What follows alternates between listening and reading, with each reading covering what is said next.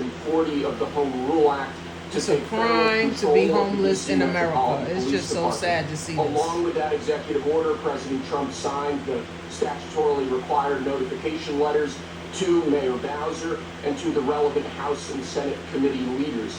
The second major executive action that President Trump signed was a presidential memorandum directing the Secretary of Defense to utilize the National Guard to address the conditions we see on our streets. So sad. in DC. Where are the homeless people going to go? They are homeless. The Secretary of Defense to They work don't have with a state home. governors to utilize their National Guard units if necessary as well.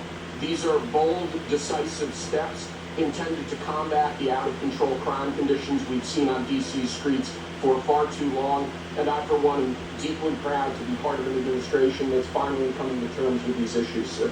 Thank you very much. Sir. So, just to conclude, Washington, D.C. should be one of the safest, cleanest, most beautiful places anywhere in the world. It was years ago. We had one problem that was a pretty big problem. The radical left got out of control and they started trying to rip down statues. And I said, let's go pass a law real fast. And we were real fast, but we were blocked by the Democrats who do not want safety. Nobody gets it. I don't get it. They don't get it.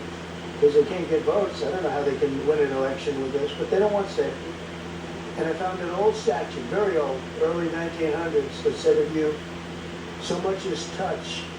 They already or started even removing think about homeless people. destroying a statue We're unclear where or people are a being monument sent after Trump says they'll in go away. Washington, D.C. They're going to put them in jail. You go It's to crazy. jail for 10 years with no probation, no anything. A little slightly different than we have today. Today we have cashless bail. Then you get jail 10 years. No curtailed sentence, 10 years. And we took it out. Nobody used it. It was never used because it was harsh.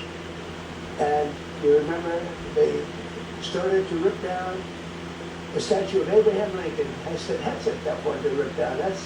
He was pretty good, man. I think he was pretty good. When the rope started going around Abraham Lincoln to pull him down, Andrew Jackson, others, and they were heading to the Jefferson Memorial, Thomas Jefferson.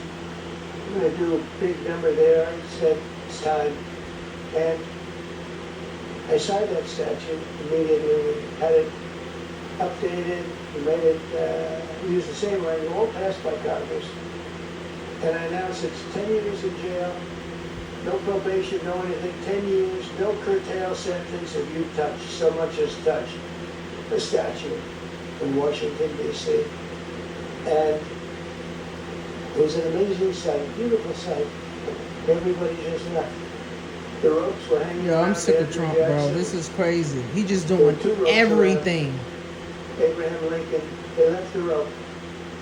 But everybody just left. And that was the last problem we ever had. You know, that was the last problem that we ever had with the statues. They were going wild.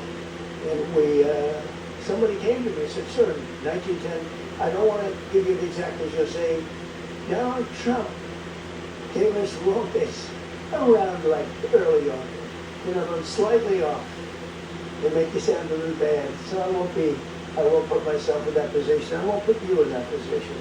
Because I think everybody agrees with what we're doing today. But when I signed that thing, it was like a miracle. Everybody left. They were gone.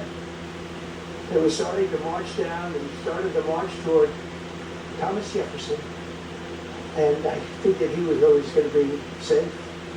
But they found something with him, and they found something with Abraham Lincoln. And even in the name George